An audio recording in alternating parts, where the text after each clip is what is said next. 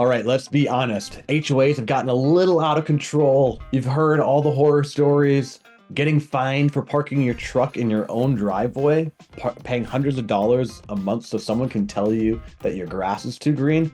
Yeah, no thanks.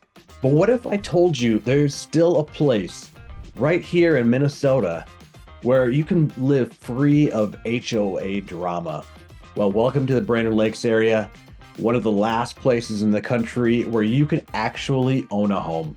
Today, we're diving into why the Brainerd Lakes area is a safe haven for those who hate HOAs, and why this might be the best move you've ever made. And trust me, you're going to want to stick around to the end because I'm going to also cover a few times when an HOA might actually be a good thing.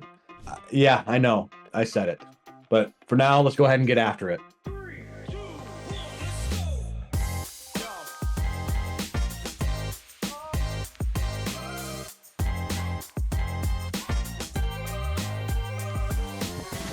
All right, if this is your first time to the channel and you want to know everything about living in the Brainerd Lakes area, including where to find the best neighborhoods, lake homes, and of course, where to avoid those pesky HOAs, then go ahead and hit that subscribe button, tap the bell for notifications.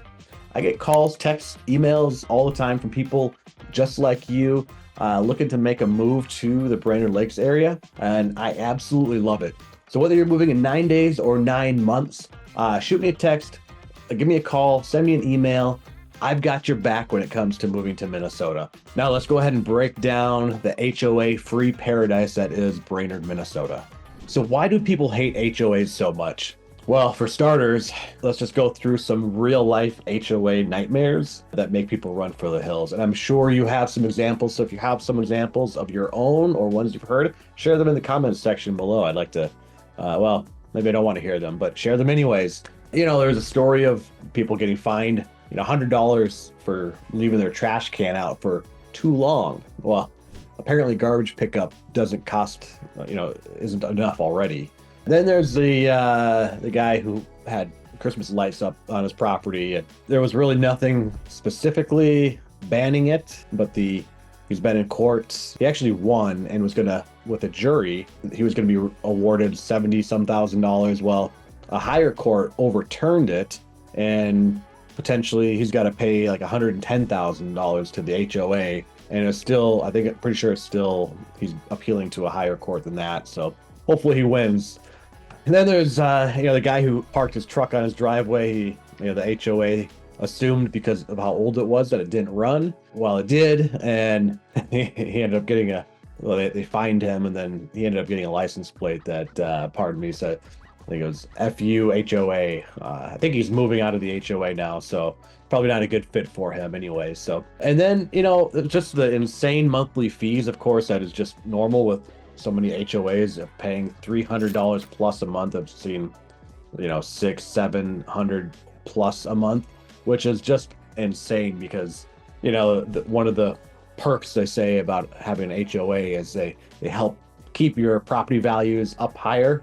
Well, if you figure out how much you pay the HOA over the course of, let's just say 30 years, we're looking at $150,000 to $200,000. Just in HOA fees. So how much value does it add to your home? Well, in this market, not that much. So that's something to consider when you could just have there's plenty of local landscapers and self-employed people who take care of a lot of those things, and you can pick which things you want taken care of. If you just want your grass mowed regularly, well, you can pay somebody to do that, and they won't fine you if your grass gets a quarter inch longer than what they prefer. Then there's, HOA lawsuits over ugly gardens. Yes, this has actually happened. It is just totally insane. And HOAs certainly started as a way to keep neighborhoods looking nice and protect home values, and that's a good thing. But now they've become really an expensive headache full of micromanagement and just unnecessary drama. But here is the good news. HOAs are very rare here in the Brainerd Lakes area. Unlike in major metro areas like the Twin Cities, Minneapolis, St. Paul, that area, and then of course other places throughout the country, Most homes in Brainerd, Baxter, Nisswa, Crosby, the surrounding lakes areas don't have HOAs. That means no ridiculous rules, no micromanagement, no random fines and drama. Somebody who has way too much time on their hand walking around with a clipboard making measuring tape, making sure your grass is just the right perfect length and all this stuff. There's more land, more freedom in the Brainerd Lakes area. A lot of HOAs, you have very little land, actually, yard. There's generally just a ton of homes packed in so close to each other. Well, in Brainerd area, you don't really have that so much. You're a little bit more spread out. So you want to build a fence, go for it. You want to paint your house bright blue? Hey, I mean, I wouldn't recommend it, but no one's going to stop you. On my block, my house is red. The house next door is yellow, and two doors down is house is blue. But they all look pretty nice. So yeah, it gives a little bit of excitement and change. Everything isn't cookie cutter looking. So, but everybody has their own tastes and everything. So there's always that, right? And then in the Brainerd area, lake homes without an HOA, of course. A lot of lakes in Minnesota do have strict HOA rules, but in the Brainerd area, you can actually find lake homes where you actually control your own property. Crazy concept, but certainly if you want a community with an HOA, they do exist, but they're way less common here than in other parts of the country. And it's a little bit different, right? A lot of the HOAs in like a urban or like metropolitan area focus on a lot of the very detailed thing. Just can't have anything in your yard or anything in your driveway. You can't, there's so many rules. Whereas the HOAs that you find in the Brainerd area tend to be where you have a shared, 8 to 10, 12 homes on basically a private road, lake access or something like that. So it's a private road, and maybe they have a shared agreement to maintain that road or keep the snow removed. So it's really about access to the property and really privately taking control and responsibility for what you might see, in a city where, the city might take care of the roads and snow plows and all that kind of stuff, and the HOA can nitpick on other things.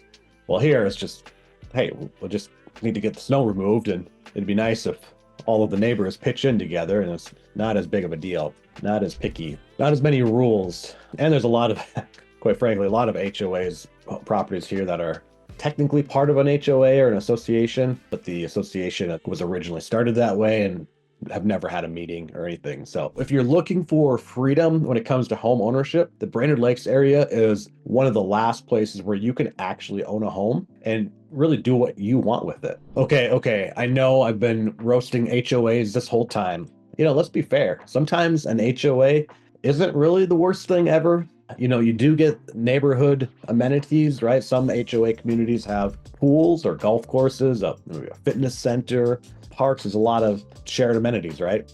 If you're in town, you might be near a park that everyone can take advantage of, but maybe with an HOA, you want a park that isn't completely open to the public, right? So that up and down, pros and cons of those shared amenities, right? The HOA oftentimes will handle certain maintenance issues, generally like the exterior of the property. So like snow removal, lawn care. In those ways, an HOA might be worth considering, especially if you are maybe gone for the winter or for a portion of, it's not your full-time residence. That could also be a benefit. Although again, you can still hire somebody to take care of those things for you. And again, they won't fine you for deferring some of that if you so chose to do so. Another benefit of an HOA would be just that uniformity to help with property values, right? So that's really a big one for many people. The strict HOA rules can help keep the neighborhood looking nice, clean. You don't have abandoned vehicles sitting in their driveway for 5 years or motorhomes or boats, stored here and there. Around here, a lot of people have boats. So you're probably going to see houses with a boat here or there. So it's really up to you whether you want to be in an HOA or not, because you can be still in an HOA in the Brainerd area, but most people around here choose not to be and prefer not to be. So because of that, some of the deferred, maintenance that might not get done, which really probably should, it's in the best interest of the homeowner to take care of those maintenance issues like siding and different things, upkeep on their home. But when you believe in freedom truly, it's really tough, you know. How much freedom do you get to the point of until it affects your neighbor, right? Negatively. Maybe we need to get back to actually having conversations with our neighbors, maybe checking in with them. Hey, do you need help?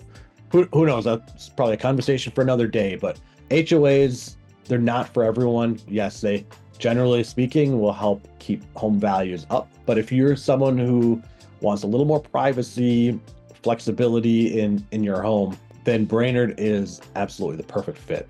Okay, if you're ready to escape the HOA madness, here's how to find the best HOA-free homes in the Brainerd Lakes area. So look for homes outside of planned communities. Most standalone homes in Brainerd don't have an HOA. If you're looking for a lake home, check for HOA restrictions or covenants, anything like that. Some lakes have community guidelines, but most do not. You should definitely work with a real estate agent. That's me. I know where to find the best HOA-free homes and can help you navigate that process. And even if there are maybe something in between that has just a few restrictions and guidelines, maybe that's something in between, right? We can work with you on that, or you need somebody just to find somebody to hire to take care of some of that stuff for you. So you like some of the benefits, but you don't want to have the negative drama and rules and regulations of the HOA. Well, we can work with that. So there you have it. Why Brainerd, Minnesota is one of the last places where you can live HOA free.